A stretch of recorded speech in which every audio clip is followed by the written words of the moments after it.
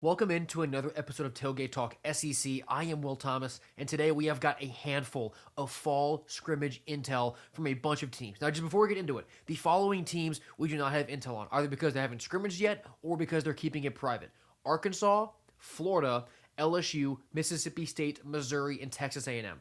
Those schools, I have nothing for you today. So I'm not going to lie to you, but if you are a fan of those schools, stick around. Leave the video on for a little bit. But before we get into the other teams that we do have intel for, if you have been enjoying all this preseason content and you want even more when the season begins, subscribe to me here. Follow me on Twitter at Will Thomas CFB and Tailgate Talk SEC everywhere else. Doing this every single day, having so much fun, and every single follow, like, and comment just helps me out so much. So let's get straight into it. We'll go alphabetically with who we have, starting off with the Alabama Crimson Tide. Obviously, all eyes here on the quarterback battle between Keelan Russell and Austin Mack. And both quarterbacks, they started off slow. They both had turnovers. They both looked a little bit sloppy at the start, but then they started to pick it up. They both started to play very well. And you just kind of saw the same trend of, sure, maybe Austin Mack's a little more methodical, more consistent, but Keelan Russell just gives you something that Austin Mack doesn't, right? Just a stick of dynamite, a total lightning bolt. He has that higher potential. Elsewhere, right, A.K. Deer, one of their breakout running backs who was an underclassman in that room that kind of needs a workhorse. He got hurt. He had a lower leg injury. Came out that he is on about a 6-week timeline right now for his recovery, so that obviously will not be in time for the season. It'll be a couple weeks in, but he should be back and ready to go at about week 4 or 5, which is a positive outlook for Bama after after the headline being A.K. Deer goes down with a lower leg injury, because those can be pretty scary. Defensively, that front seven, it beat the offensive line. And, there's a lot of high-profile transfers on that front seven. And also, just in general, it's not uncommon at all, just very common, that you see defenses beat offenses at this point of the year. But that front seven for Alabama, it's a lot of new faces, so it's not quite getting a whole ton of buzz. But, man, it's really good. It's really strong. Guys like Devin Tompkins, Caleb Woodson back there at linebacker, a lot of really high-profile transfers in that front seven to complement what is a very talented secondary behind them. And then one more on the receivers. Ryan Coleman Williams, he got up for a contested catch. Guy like Rico Scott, Latier Brooks, right? They figure to be kind of that top 3. You have guys like Sedarian Morgan there waiting behind, who I believe can really break out this year. But all in all for Alabama, the scrimmage, not too many surprises, relatively healthy aside from A.K. Deer, but it was a pretty good scrimmage for Alabama. Moving on to their in-state rivals, the Auburn Tigers. Alex Golesh came out, and the first thing he said, really what he harped on, was bad tackling. But now, once again, that is not something that you really need to be super worried about, because there's always a lot of teams have tackling issues when you're at this point of the fall, and really throughout the beginning of the season, because you just haven't been going to the ground in months. So I'm not too worried about that for Auburn. And obviously, as the case with Bama before too, but Auburn and everybody else, all of these fall scrimmages are zero-sum activities. And what I mean by that is, if the offense scores a touchdown, well, your defense gave it up.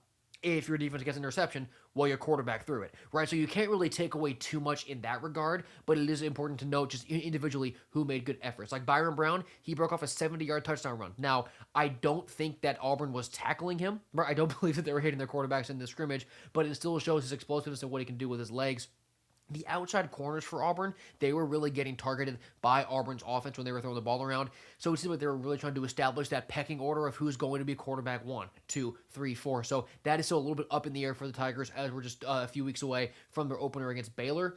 And Byron Brown fumbled a couple of snaps, a bunch of sources said. So that's obviously just sort of, clean it up, get used to it, in taking live snaps, things like that. So I'm not worried about that for Byron Brown either. So there were some issues for Auburn, but they weren't really unique to Auburn at all. So I'm not worried about any of the question marks that came up during Auburn scrimmage. The Georgia Bulldogs, they had a good one.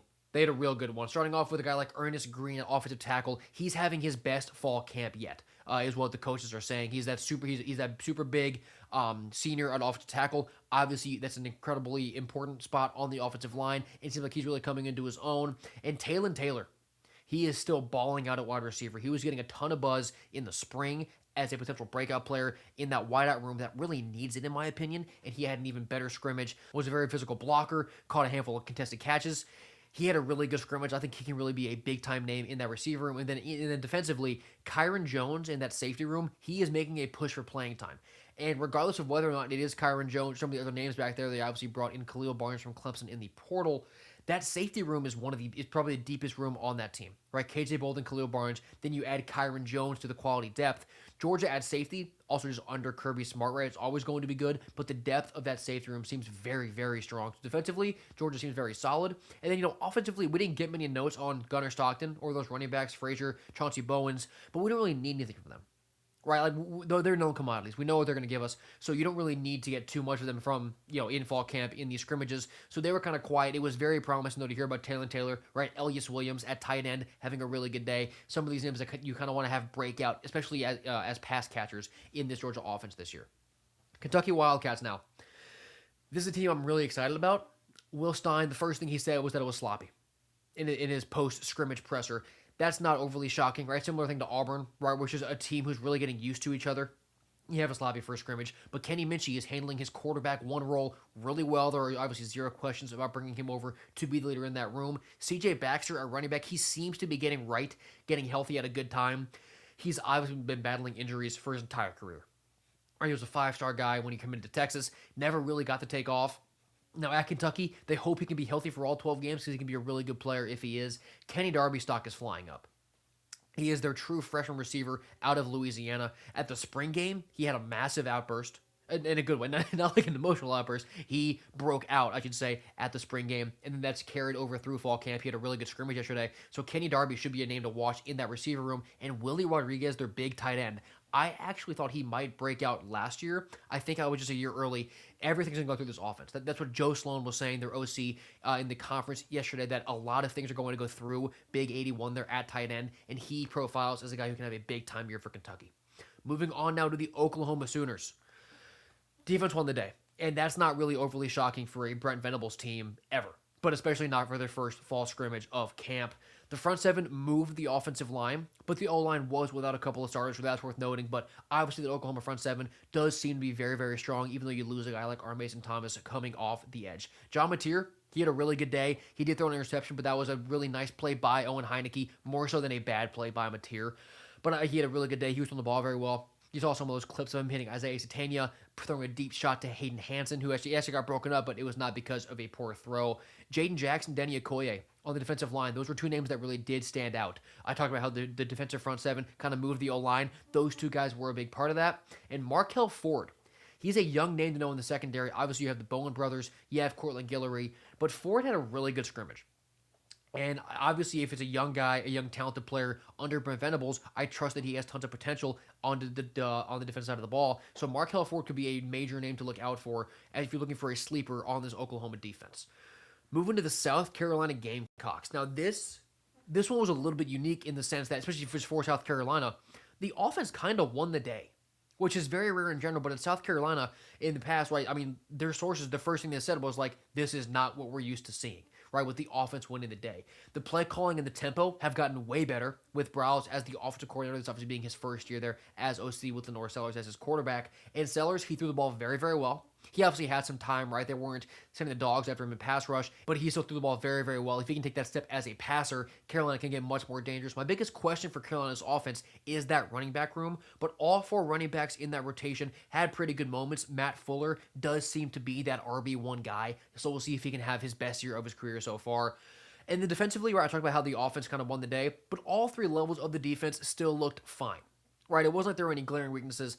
They still gave it back to the offense in certain moments. You just kind of saw it be much more even, maybe offensive favored than you normally do see these fall scrimmages. One concern, though, is that Carolina has not yet figured out their kicking game. They do not have a field goal kicker that they can rely on yet. That can easily lose you 3 extra games in the SEC. So hopefully they get that ironed out so you don't see Carolina go through some painful late losses just because they can't go put up 3 points in the fourth quarter. One of the most interesting quarterback battles in the conference, the Tennessee Vols. We'll get to the QBs here in a second, actually. But Mike Matthews, their star receiver, he had a big day. And Tyreek King, he is emerging as a weapon in both the receiving game and in the return game. I think that can be a name that Tennessee fans are really going to have to get used to this fall in a great way. Then at running back, we know what Deshaun Bishop is. Javin Gordon had a really good day. He's transferred up from Tulane. He seems to be taking control of that RB2 role there in Knoxville. Then defensively, Arion Carter, it was reported right after the scrimmage that he made a quote-unquote nice play for a pick. I retweeted this video because it was crazy. He made an unbelievable play to get an interception. So he is obviously suspended for 2 games to begin the year, but he had a really good fall scrimmage, which was very promising for a Vols defense that's really been having some injury concerns here throughout fall camp. And in the quarterback battle, my interpretation of what's coming out is that Faison Brandon's going to get this job, right? Because George McIntyre has been consistent, right? He's been steady. Faison Brandon gives you what you want if you're Josh Heupel in this offense, right? He had this that stick of dynamite. He has the much higher physical ceiling. He has, I think, pound for pound, the stronger arm. You will obviously have some true freshman wrinkles you have to get through, but in my opinion, based on what we're hearing between McIntyre and Brandon, it's still very close. But I do think that you're going to see Faison Brandon eventually walk away with this job. 2 more teams here. The Texas Longhorns are first up. And my biggest question for the Longhorns, my biggest concern is the offensive line. Can it develop from where it was last year? It had a really good day. Sark talked about how they were really just preaching physicality, being able to carve spaces in the running game, and that was much better yesterday for the Longhorns. Malik Brown, he had a really good day running the ball. He made a one-handed grab for a touchdown as well, receiving it. And defensively, you saw these headlines pop up as, man, Arch Manning's really struggling.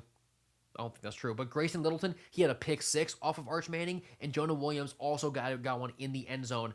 The thing with Arch in this defense, I've talked about how it's a 0-something, right? In order for the defense to make a good play, the offense has to get a good play done to it. I think that in practice, week to week, that is the toughest defense Arch faces all year.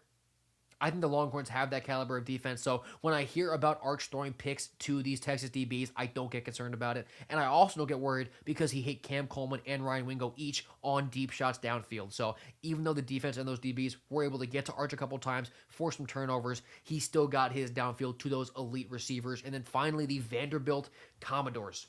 We'll get to this quarterback battle here in a second as well. But Ja'Cory Thomas, they portaled him in at receiver after losing a bunch of pass-catching options. It seems like he's all that they need. Right, he's looked great at wideout, doing exactly what Clark Lee and that team needs him to do. Neither running back played. Cedric Alexander or McKillen Young, they were both held out just like from maintenance issues, right? It was just, you just don't need to play today. Sort of same thing as the Georgia running backs that I brought up, where you didn't really get a headline from them. You don't need any, right? You know what they're giving you. So neither running back for Vandy played. Those top 2, excuse me. But in terms of the quarterback battle between Jared Curtis and Blaise Berlowitz, Clark Lee said they both played really well. They both got flowers. He also said that Jared Curtis had his best day so far.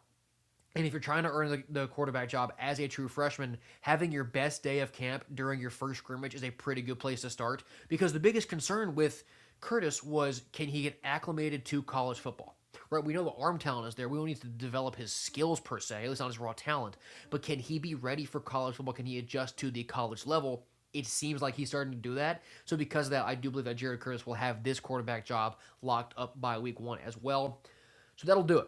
That is all of the teams that we have fall scrimmage intel on. I'll obviously be doing a short for every single one of the teams. I got like a bunch out yesterday, and I'll do some more for every single school. So if I didn't bring up your team, I will have multiple parts of this as more intel keeps rolling in. So subscribe to me here and follow me on Twitter. I'll be covering all of the fall camp updates, and as we get up to the season, every single game, it'll all be covered. It's going to be one of the better seasons of college football that we can remember. So thank you so much for watching this episode of Tailgate Talk SEC. I've been Will Thomas, and I will see you next time.